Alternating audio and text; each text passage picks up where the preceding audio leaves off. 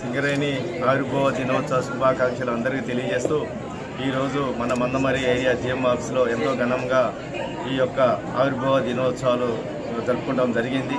దీనికి అందరూ కూడా ఇచ్చేసి ఇక్కడ స్కూల్ పిల్లలతోని సాంస్కృతిక కార్యక్రమాలు కూడా కండక్ట్ చేయడం జరిగింది. ఈ సందర్భంగా మనకి ఇక్కడ పనిచేస్తున్న ప్రతి ఎంప్లాయీ సింగరేనియన్స్కి తెలియజేసేది ఏముందనగా మన సింగరేణి ఇంకా ముందుకు వెళ్ళాలి.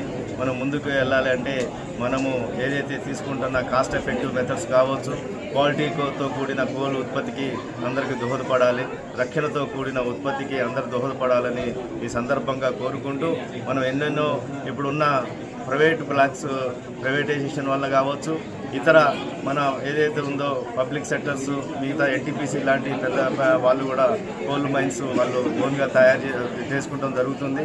ఈ కాంపిటీషన్ వరల్డ్లో మన సింగరేణి ముందుకు వెళ్ళాలంటే రక్షణతో కూడిన ఉత్పత్తి, క్వాలిటీ, అట్లాగే కాస్ట్ ఎఫెక్టివ్ మెథడ్స్ ద్వారా ముందుకు వెళ్లాల్సిన బాధ్యత మనందరి మీద ఉంది. మనము సింగరేణి మనం అందరం చూస్తున్నాం. 136 సంవత్సరాలు కంప్లీట్ చేసుకొని 137లో సంవత్సరాలు మనం అడుగుపెట్టాము.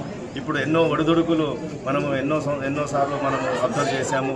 అప్పుడు BIFR నుంచి పోయిన కంపెనీని ఇప్పుడు ప్రాఫిట్ కంపెనీగా మనము 35,000 కోట్ల టర్న్ ఓవర్తో ముందుకు వెళ్తున్న ఈ సందర్భంగా 100 మిలియన్ టన్ను మనం టచ్ చేయాలని అంటే అందరూ సమిష్టి కృషి దీనికి అవసరము.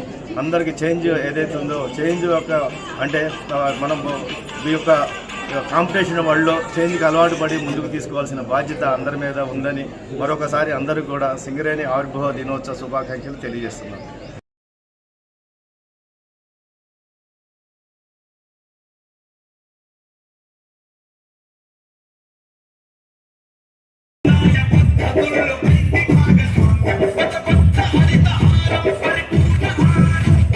పర్యావరణ పరిరక్షణయే ప్రథమ లక్ష్యం.